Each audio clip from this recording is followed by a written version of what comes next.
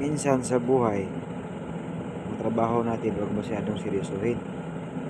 Di baling focus, pero huwag masyadong dibdibin. Minsan mapaisip tayo na para lang tayong pinaglalaruan, pero di bali. Naglalaro man tayo sa seryoso na pamamaraan. Ganito lang sa buhay, ikot-ikot, minsan nasa ibabaw, minsan nasa ilalim. Mapaisip tayo, ang hirap pala ang buhay at mamuhay sa mundong ito. Pero magpasalamat din tayo. Dahil sa lahat, natuto tayo magsikap sa sarili nating mga paa at kamay.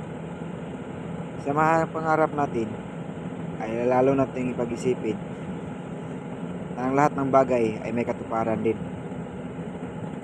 Di baling matagal, darating din yan at tayo maghihintay sa tamang oras at panahon na kanyang inihanda para sa atin. Mag-ingat lang tayo lagi. Pagsikapin natin ang lahat ng mga bagay ay para sa atin. Ingat lagi ang lahat. God bless. Thanks for watching and follow for more.